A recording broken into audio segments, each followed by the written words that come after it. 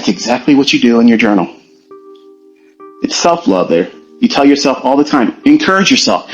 You write down in those journal entries everything that you want someone else that you love or care about the opinion of. You want them to say those things. You're waiting for it. You're listening. You just know that those words are hanging on their tongue and they're going to say it. Well done.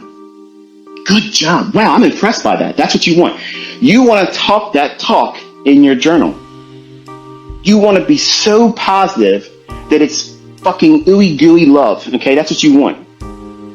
Because nothing negative will have any impact, and you don't even write anything negative. You encourage yourself constantly, all the time. That journal needs to be something beyond the scope of a Mead spiral notebook. It needs to be something that you have worth and value associated with. That's why my journals, they're anywhere between $80 to $100 a piece.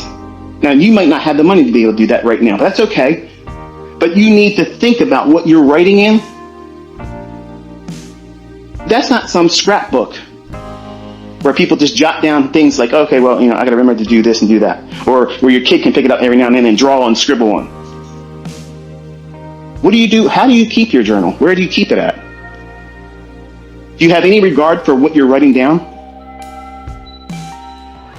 Because if they're not treasures to you, if you're not making monuments to your progress, and it sounds narcissistic when we talk like that, doesn't it? To someone that doesn't journal, I don't journal. That's a fucking clown talking like that. That's somebody that is literally planning to fail or never being successful. And there's a lot of people in this industry that are idiots, and they're monetized and they're rewarded, but not for the basis of the ability to trade. They're monetized and rewarded for capturing and holding your attention to their bullshit. What are they producing? What fruit are they producing? Who's coming behind them, listening to their logic and saying, well, that worked for me, look at me. I don't work anymore. I did what this goober's saying. It's very little of that going on. Very little of that. Here, we have those receipts. We have those people. We have them both in female and in male. We have them in older people and younger people. We have them in teenagers that haven't even got to 21 yet. And we have people in their 60s reporting that they're so thankful that they were given this opportunity. And it's a tearjerker for me when I hear things like that, because I look around and it's expensive as a fuck right now. It's so expensive. And I got lots of money and I still look at this grocery bill and I'm like, how the hell are people making it? Like, how are you all doing it? Leave comments if you feel open to do so. It's a struggle. And until you decide to make changes and refine your future self, you got to filter out all the negative stuff. That doesn't mean you can't acknowledge, like I just did here, saying, man, it's expensive. Acknowledge that. That needs to inspire your willingness to stick to it. Because you think it's just going to get cheaper? Do you honestly think things are going to be cheaper 2 years from now? No, they're not. When has ever been a time where inflation has impacted the things that we buy? And it causes shrinkflation and the amount of the product reduced in size, but they sell it for the same or if not more money. When has that ever happened? I remember as a kid, candy bars used to be 3 times the size that they're at. Not now.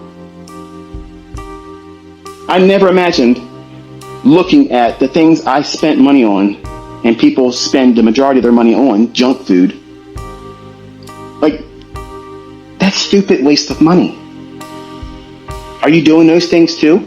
Are you buying poor substances and calling it and lying to yourself and saying it's food? You're going to have a physiological response to the things you take in and ingest. If you're eating junk food and fast food all the time, you're drinking caffeinated drinks. I don't need a caffeine drink. I can be hopped up in a minute, just like that. I can talk myself up, bang, real high. But as you'll learn later in this Twitter space, you'll be able to talk yourself down like a Buddhist monk. Come down cold, cool, collected, in minutes. And that's how you have to operate. You have to look at things in a manner where everything outside of you has no impact or influence over you. But are you doing the opposite right now? Have you been doing the opposite of that?